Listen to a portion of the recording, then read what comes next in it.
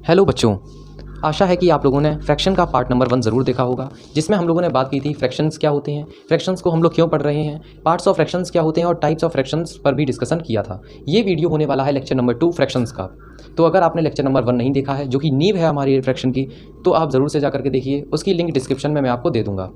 तो आज के लेक्चर में हम लोग किसके बारे में डिस्कशन करने वाले हैं? इन्हीं के बारे में डिस्कशन करने वाले हैं जो टॉपिक्स यहाँ पर लिखे हुए हैं, जैसे कि equivalent fraction, lowest term, improper fraction, mixed fraction, reciprocal, compare fraction and ascending descending order of fraction, जो कि 30 to 40% ऑफ हमारे चैप्टर का कवर कर लेते हैं। तो आइए स्टार्ट करते हैं equivalent fraction and lowest term से। अब हम लोग बात करते हैं इक्विवेलेंट फ्रैक्शंस की। इक्विवेलेंट फ्रैक्शंस क्या होते हैं? जैसा कि हमने आपको बताया था लेक्चर नंबर 1 में, इक्विवेलेंट फ्रैक्शंस वो फ्रैक्शंस होते हैं जो इक्वल होते हैं, जो फ्रैक्शंस इक्वल होते हैं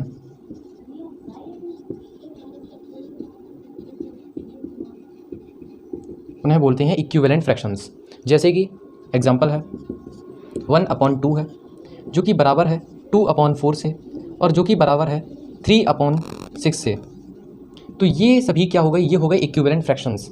अब बात आती है कि इक्विवेलेंट फ्रैक्शंस को निकाला कैसे जाता है, क्योंकि हमसे क्वेश्चन में पूछा होता है कि फाइंड द इक्विवेलेंट फ्रैक्शंस या find the 4 equivalent fractions of this. तो हम लोग एक क्वेश्चन लेते हैं इसी तरीके का। क्वेश्चन है फाइंड इक्विवेलेंट फ्रैक्शन ऑफ 4/5। 4/5 एक फ्रैक्शन है हमारे पास, जिसका हमको इक्विवेलेंट फ्रैक्शन निकालना है। तो किस तरीके से निकालेंगे? ये जो इक्विवेलेंट फ्रैक्शन हमको जिसका निकालना है उसको लिखिए, उसमें मल्टीप्लाई कर दीजिए किसी नंबर का। लेकिन कंडीशन ये है कि जिस नंबर का हम डिनोमिनेटर में मल्टीप्लाई करेंगे, उसी नंबर से हम न्यूमरेटर को भी मल्टीप्लाई करेंगे। कंडीशन ये बात आप ज़रूर याद रखिएगा, जैसे कि भेदभाव नहीं करना है, न्यूमरेटर और डिनोमिनेटर में भेदभाव बिल्कुल नहीं करना है। जिस नंबर से हम न्यूमरेटर को मल्टीप्लाई कर रहे हैं, उसी नंबर से हम डिनोमिनेटर को भी मल्टीप्लाई करेंगे। वो नंबर चाहे 2 हो सकता है, 3 हो सकता है, 4 हो सकता है, या कुछ भी नंबर हो सकता है। अब जैसे कि मल्टीप्लाई करते हैं 4 2 जा 8, 5 2 जा 10। तो ये जो 8/10 जो आया है वो 4/5 का इक्वल आया है, वो 4/5 के इक्वल आया है। तो हम बोल सकते हैं कि ये जो है इक्विवेलेंट फ्रैक्शंस है। अगर हमको इसी तरीके से क्वेश्चन दिया जाए कि फाइंड 2 इक्विवेलेंट फ्रैक्शंस ऑफ 4/5, तो हम क्या करेंगे कि 4/5 को अभी 2 से मल्टीप्लाई किया था, 4/5 को अब 3 से भी मल्टीप्लाई कर दीजिए। कंडीशन हम फॉलो कर रहे हैं, 3 से हमने न्यूमरेटर को मल्टीप्लाई किया, तो 3 से ही हम डिनोमिनेटर को भी मल्टीप्लाई कर रहे हैं। तो जब हम 3 से मल्टीप्लाई करेंगे तो ये आएगा 12/15, जो कि इसका एक और इक्विवेलेंट निकल आया है। तो हम कह सकते हैं कि 4/5 के 2 इक्विवेलेंट कौन कौन से हैं? 8/10 है, जो कि हमको 2 से मल्टीप्लाई करने पर मिला था, और एक और इक्विवेलेंट है फ्रैक्शन जो कि है 12/15। तो आप इक्विवेलेंट फ्रैक्शंस को समझ पाए होंगे। इसी तरीके से अब हम बात करते हैं लोएस्ट टर्म की। लोएस्ट टर्म पर आते हैं अब लोएस्ट टर्म क्या होता है? लोएस्ट टर्म वो टर्म होता है, वो फ्रैक्शन होता है जो कि तोड़ा ना जा सके, वो फ्रैक्शन होता है जो कि डिवाइड ना किया जा सके, किसी भी नंबर से डिवाइड ना किया जा सके, किसी भी नंबर से डिवाइड ना किया जा सके। उस टर्म को बोलते हैं, उस फ्रैक्शन को बोलते हैं लोएस्ट टर्म। जैसे कि 2/3, इसको हम किसी से भी डिवाइड नहीं कर सकते हैं। जैसे कि 2 जो है वो 2 की टेबल में आता है, लेकिन 3 जो है वो 2 की टेबल में तो नहीं आता, तो हम 2 से डिवाइड इसको नहीं कर सकते हैं। तो ऐसे ही नंबर्स को हम लोग बोलते हैं लोएस्ट टर्म। अब लोएस्ट टर्म निकाला कैसे जाता है? अगर हम बात करें 12/14 की, तो इसका हम लोएस्ट टर्म किस तरीके से निकालेंगे? तो लोएस्ट टर्म हम इस तरीके से भी निकाल सकते हैं कि ये दोनों जो हैं, ये दोनों 2 की टेबल में आ रहे हैं, तो हम इन दोनों को 2 से डिवाइड करके क्या लिख देंगे? 2 6 जा 12 और 2 7 जा। अब ये दोनों जो है ये क्या हो गए? ये लोएस्ट टर्म हो गया। ये हमारा जो फ्रैक्शन है वो लोएस्ट फ्रैक्शन हो गया, लोएस्ट टर्म बोल सकते हैं या लोएस्ट फ्रैक्शन बोल सकते हैं।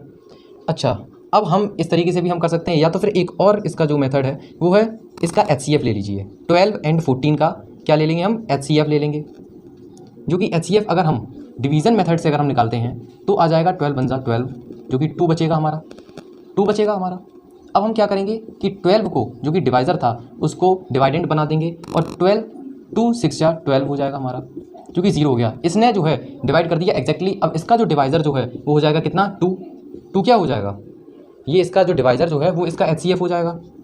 HCF जब हमको 2 मिल गया तो इस वाली 2 से हम इसको क्या कर देंगे? हम डिवाइड कर देंगे। इस वाली 2 से हम इसको क्या कर देंगे? डिवाइड कर देंगे।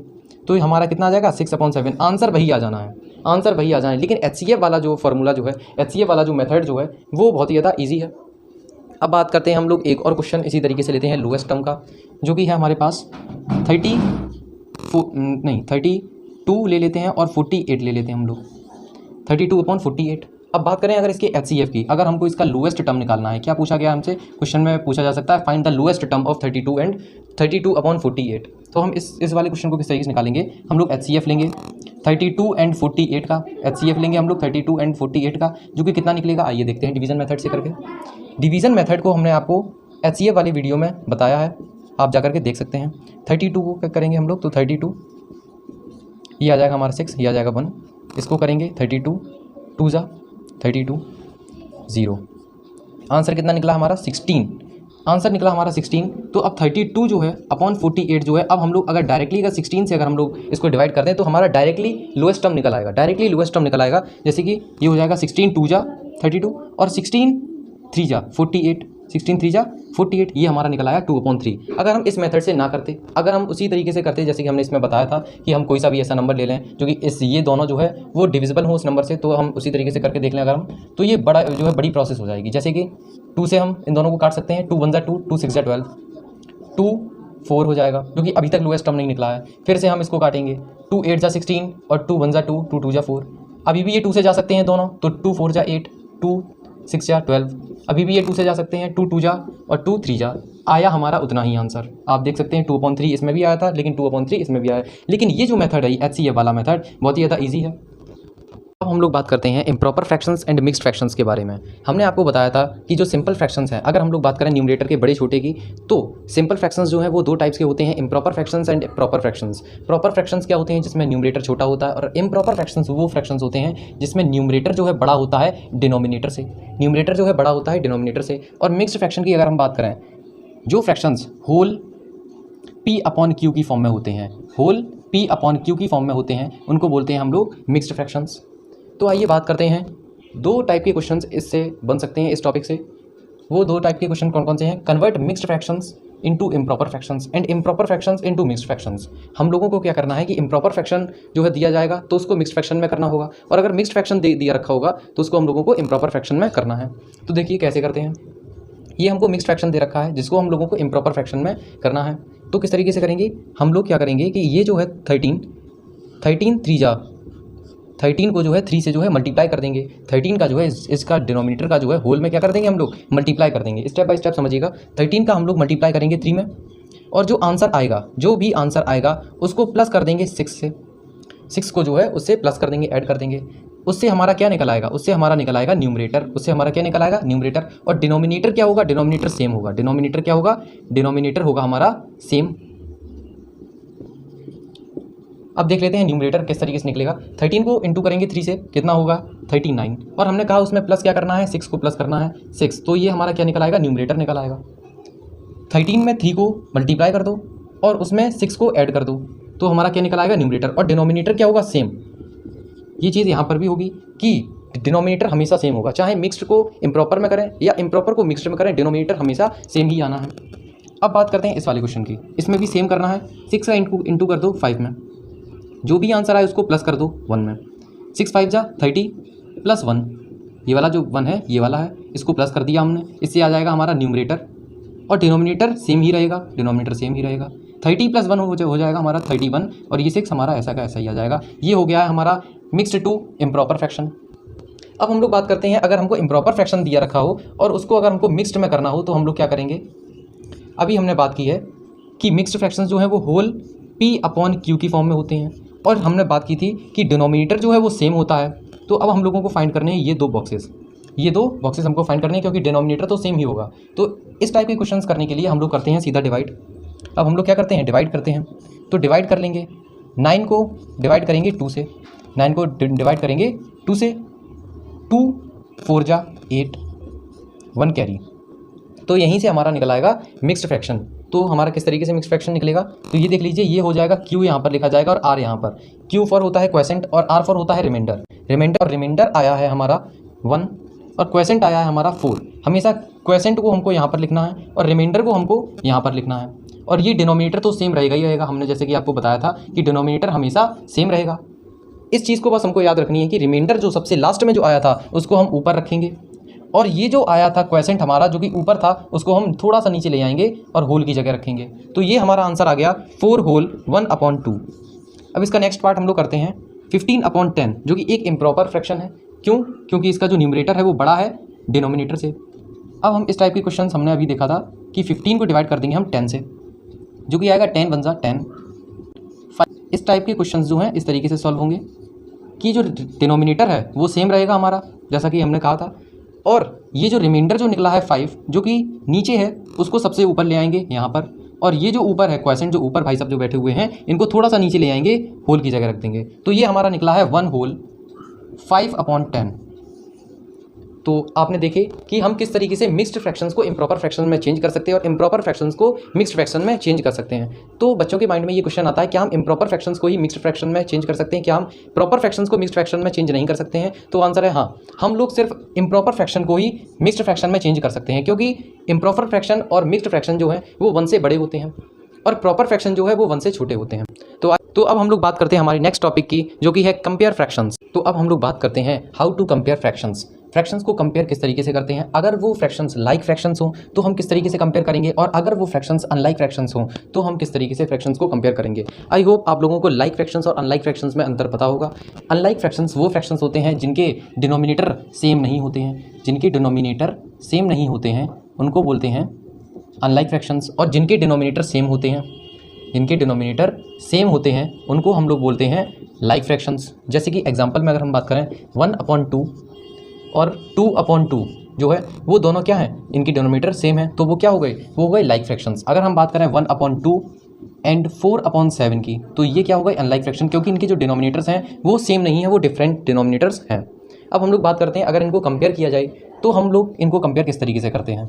कंपेयर हम लोग इसलिए करते हैं कि हम लोगों को पता लग पाए कि कौन सा फ्रैक्शन बड़ा है, कौन सा फ्रैक्शन छोटा है। अगर हम बात करें लाइक फ्रैक्शंस की, तो क्योंकि इसके डिनोमिनेटर्स सेम हैं तो हम लोगों को न्यूमरेटर्स को देखना है, न्यूमरेटर कौन सा बड़ा है वही फ्रैक्शन बड़ा होगा। तो एक बार फिर से सुनिए, हमने क्या कहा है, जिसका न्यूमरेटर बड़ा होगा उसका जो फ्रैक्शन होगा वो जो फ्रैक्शन होगा वो बड़ा होगा। और ये जो कंडीशन है ये भी एक कंडीशन है कि मतलब लाइक फ्रैक्शंस में ही ऐसा होता है। अब हम बात करते हैं अगर लाइक फ्रैक्शन में ऐसा होता है तो अनलाइक फ्रैक्शन में क्या होता है। अनलाइक फ्रैक्शन में हम लोग क्या करते हैं, हम इसको लाइक बनाते हैं, लाइक अनलाइक फ्रैक्शंस को हम लोग क्या करते हैं, लाइक फ्रैक्शन में कन्वर्ट करते हैं। और जब ये लाइक फ्रैक्शन में इस तरीके से बन जाता है तो हम न्यूमरेटर जो होता है हमारा, जो न्यूमरेटर बड़ा होगा वही फ्रैक्शन हमारा बड़ा हो जाता है। देखते हैं हम अनलाइक फ्रैक्शन को लाइक फ्रैक्शन किस तरीके से बना सकते हैं। जैसे कि ये है, एलसीएम लेंगे हम ऑफ 2 and 7। डिनोमिनेटर्स को हमको चेंज करना है कि नहीं, डिनोमिनेटर्स को ही तो हमको सेम बनाना है, तो हम डिनोमिनेटर्स के एलसीएम ले लेंगे। और जब हम एलसीएम लेंगे, इसका एलसीएम आएगा हमारे पास 14, इसका एलसीएम आएगा हमारे पास 14। तो 14 वही वो नंबर है जो कि हमको यहाँ पर डिनोमिनेटर बनाना है। 2 नहीं डिनोमिनेटर रहेगा, फिर 7 डिनोमिनेटर नहीं रहेगा, फिर डिनोमिनेटर क्या होगा इनका डिनोमिनेटर होगा 14। किस तरीके से, 1/2 को यहाँ पर रख लीजिए आप, और 4/7 को भी लिख लीजिए। अब हमको इसमें इस वाली फ्रैक्शन में कुछ मल्टीप्लाई करना है, कुछ मल्टीप्लाई करना है, जिससे हमारा जो डिनोमिनेटर है वो कितना आएगा, वो आएगा 14। डिनोमिनेटर जो है कितना आएगा, एलसीएम आएगा 14 आएगा। इसमें भी हमको कुछ मल्टीप्लाई करना है जिससे हमारा जो इसका इस फ्रैक्शन का जो डिनोमिनेटर है वो आ जाएगा 14। तो हम वो कुछ क्या मल्टीप्लाई करेंगे जिससे हमारा 14 आ जाए। तो आंसर है 2 7 जा 14। 2 7 टाइम्स, अगर हम 2 की टेबल 7 टाइम्स पढ़ें तो आ जाता है 14, क्योंकि ये हम कंडीशन पढ़ चुके हैं इक्विवेलेंट फ्रैक्शन में। अगर हम डिनोमिनेटर को 7 से मल्टीप्लाई कर रहे हैं तो हम न्यूमरेटर को भी 7 से ही मल्टीप्लाई करेंगे, और जब हम इसको न्यूमरेटर को 7 से मल्टीप्लाई करेंगे तो वो हो जाएगा 7/14। और अगर हम डिनोमिनेटर को 2 से मल्टीप्लाई कर रहे हैं, क्योंकि 7 2 जा 14 होता है, तो हम न्यूमरेटर को भी 2 से मल्टीप्लाई करेंगे, जो कि कितना हो जाएगा, 4 2 जा 8। तो हमारे पास ये दो नंबर्स आ चुके हैं जो कि आप देख सकते हैं लाइक फ्रैक्शंस में है। तो 7/14 आ चुका है और 8/14 आ चुका है। इसको हम कंपेयर कर देंगे कि हमारा 8/14 बड़ा है और 8/14 जो है वो इक्विवेलेंट किसके है, 4/7 के। तो हम कह सकते हैं कि 4/7 जो है बड़ा है। इसी तरीके से हम लोग असेंडिंग डिसेंडिंग में भी करते हैं। कुछ नहीं करना है, हम लोगों को कंपैरिजन ही करना है असेंडिंग डिसेंडिंग में।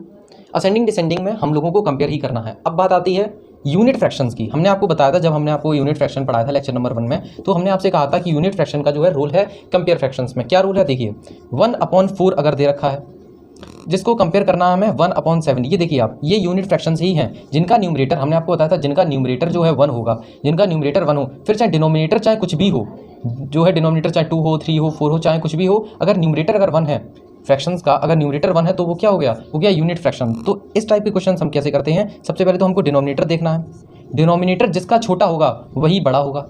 आपको कंफ्यूज नहीं होना है। यूनिट फ्रैक्शन में क्या होता है कि जिसका डिनोमिनेटर छोटा होगा वही बड़ा होगा, वही फ्रैक्शन जो है बड़ा होगा।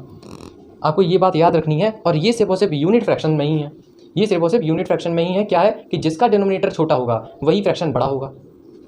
तो आई होप आप इस चीज़ को समझ पाए होंगे। और असेंडिंग डिसेंडिंग में भी हम लोगों को कुछ नहीं करना है, असेंडिंग में भी हमको कंपेयर ही करना है। और आई होप आप लोगों को कंपेयर करना फ्रैक्शंस को आ गया होगा। अब हम लोग बात करते हैं रेसिप्रोकल्स की। अब रेसिप्रोकल्स क्या है? रेसिप्रोकल्स का जो काम है, रेसिप्रोकल का जो रोल है वो आ जाता है डिवीज़न में। जब हम लोग करते हैं फ्रैक्शंस का तब आ जाता है। अब हम लोग बात करते हैं रेसिप्रोकल है क्या। ये सबसे ज़्यादा ईजी है रेसिप्रोकल। जैसे 2/7 है, कभी कभी क्वेश्चन आ जाता है फाइंड द रेसिप्रोकल ऑफ 2/7 या 6/3, जो कुछ भी नंबर हो, जो कुछ भी फ्रैक्शन हो। अब हमको इसका रेसिप्रोकल किस तरीके से निकालना है?